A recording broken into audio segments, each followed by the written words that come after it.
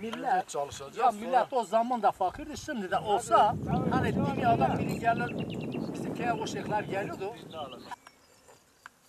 Valla akıllı şükür var terk ediyor. Hiç olmazsa kore emekli. Var nakı var keşine. Bakar. Mage de bakalım. Yorulduğu zaman insan içiyor. Zici dört tane kâsi jele kare ya. Eğer ya, avcı tabi av şuna belge. Ya yeter girsen ha.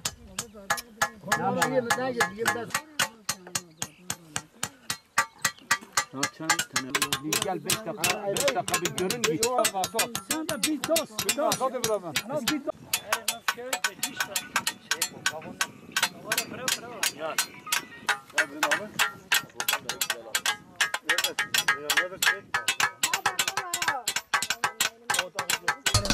Şimdi ot biçiyoruz. Tırpanımız taşa denk geliyor, körleşiyor. 1 saat, 1,5 saat, 2 saat arayla getirip dövüyoruz tırpanımızı. Bir daha keskin olur tırpanımız. Bu şekil rahat çalışabiliyoruz.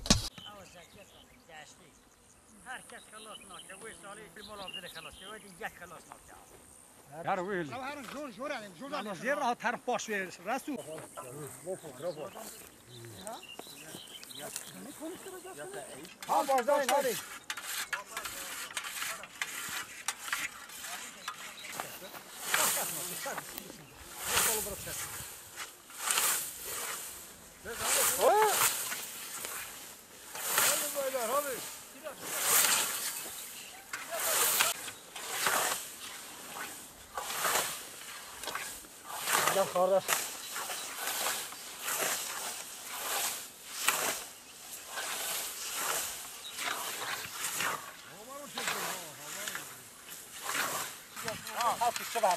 Mesafta başla.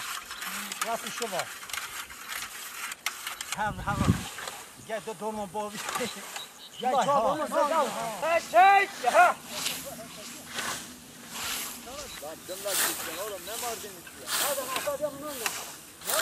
La.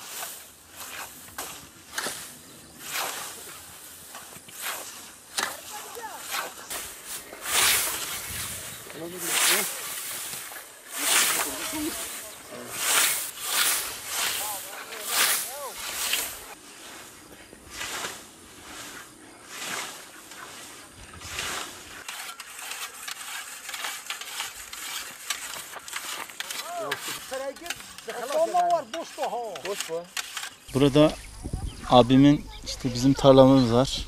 Hayvanları var. Hayvanların da yemi için otlarımız var. İşte tarlalarımızı biçme zamanıdır. Gördüğünüz gibi sağ olsun komşular, arkadaşlar, akrabalar hepsi el birliği yaparak işte tırpanla geçmişten gelen bir kültürdür bu tırpan. Aynı zamanda da çok zor bir iştir. Böyle bilek istiyor, yürek istiyor, güç istiyor. Hep beraber el ele vererek biçiyorlar. Ben de onlara yardım etmeye geldim. Senede bir haftalığına böyle bir yardıma ihtiyaçları var. Onların yanında yer almam gerekiyordu. Ben de buradayım. Bu dayanışma gerçekten çok önemli. Bu işlerde tek başına bir kişi gelirse burayı bir haftada bitiremez. Ama 4-5 kişi bir anda gelince hepsi bir günde koca bir tarlayı götürebiliyorsun. Bu dayanışma çok önemli. Bugün işte abime gelmişler. Yarın burası bittikten sonra diğer arkadaşa yardım edecekler. Öbürüne yardım edecekler. Bu reşberlik tamamen dayanışma işidir. Benim ismim Resul Akçil. Bingöl'ün Adak ilçesinin Karaçubuk köyüyüm. Dayı ne yapıyorsunuz şu anda? Şu anda köyde reşberlik yapıyoruz, ot biçiyoruz. Arkadaşa yardım etmeye geldik. Birbirimize yardımlaşmaya geliyoruz. Yazın genellikle birbirimize yardım ediyoruz. Şu anda birkaç tane arkadaş toplanıp Esat Akangün arkadaşımıza yardıma geldik ve onun otunu biçiyoruz. Bu otu niye biçiyorsunuz? Bu otu kışın hayvanların yemini karşılamak için, hayvanların yemini ihtiyacını temin etmek için bu otları biçiyoruz, istif ediyoruz, kışın mallara veriyoruz, hayvanlara veriyoruz. Vallahi tırpan işi zor iştir, kolay iş değil ama tabii zevkli bir iş. Eski baba mesleği, eski atalarımız hep böyle otları biçiyordu. Biz de onların yolundan işte bazen böyle gidiyoruz. Kimisi bazen büyük traktörler, makineler koyuyorlar ama bazı yerlerde de böyle tırpanla düşüyoruz.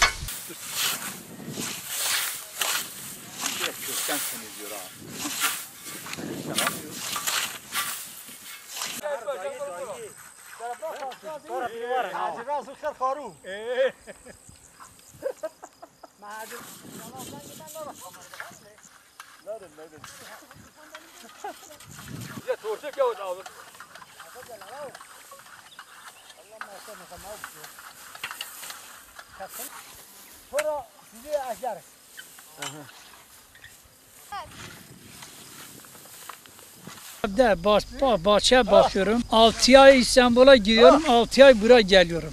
Köye geldim mi böyle rejberlik yapıyorum. Komşulara el atıyorum, kendi otumu biçiyorum. Öyle sonbahar oldu mu yine tekrar çekip gidiyoruz. Hayvan yok ya, komşulara yardım ediyoruz.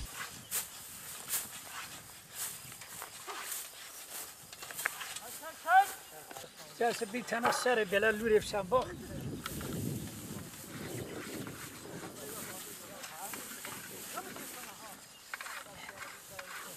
Böyle.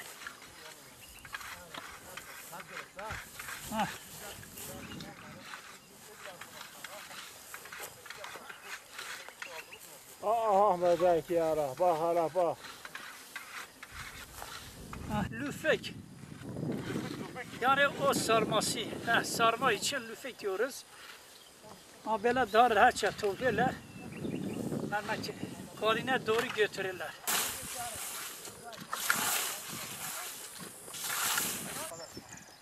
Allah'ım bir daha böyle şey. Haydi bu çıkma ha. Güzel. Sinavyan ha. Bak baklar ha. Onda kamun yok. Hadi. Hadi başla. Hadi. Başla.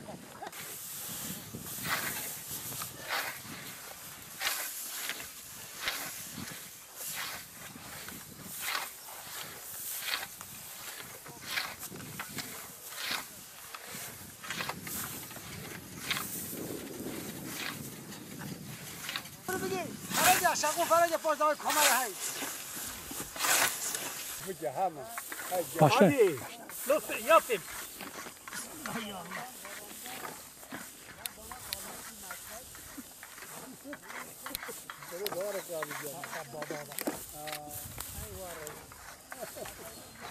Babam var sadece.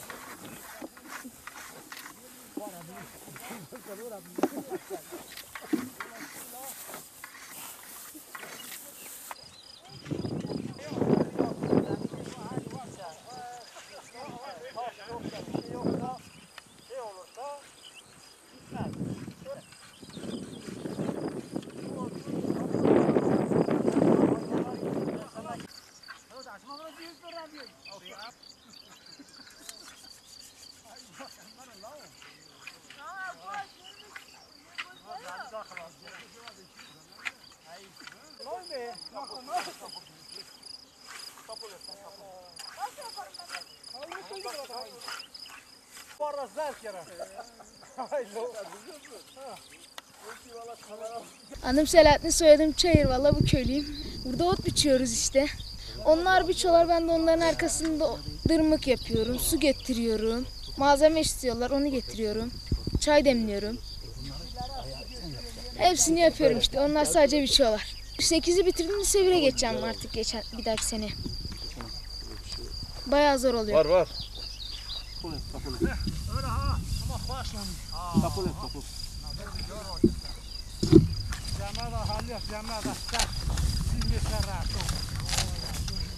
دازوکن ای بکن قهوه چاقات قاته بکن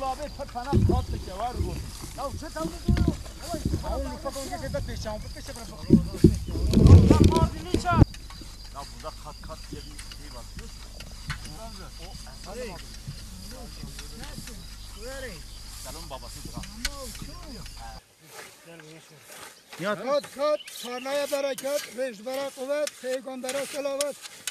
Kul şeytanın alet, Allahümme salli ala seyyidina Muhammed.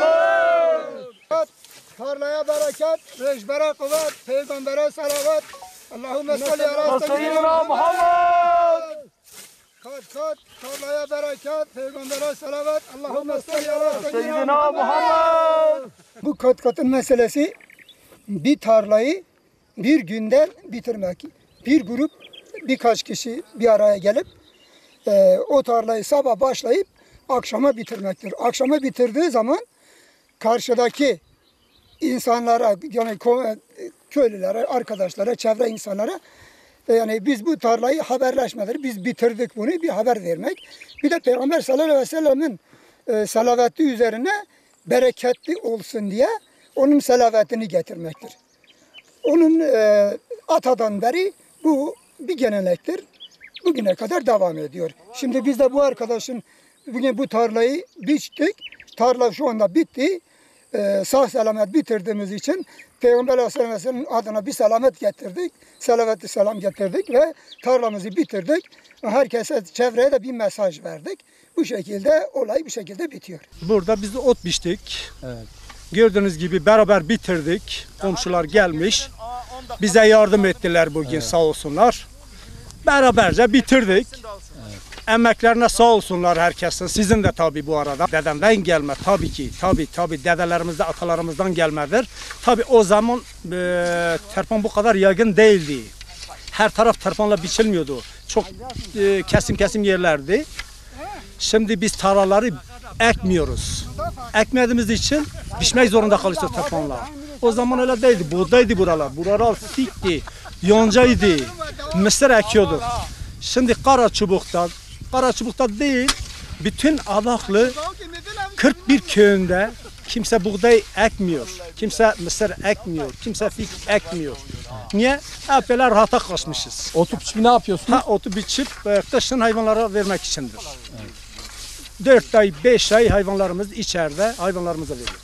Bugün bana geldiler, bana yardım ettiler. Yarın bir arkadaşa o şekilde birbirimize yardım ediyoruz.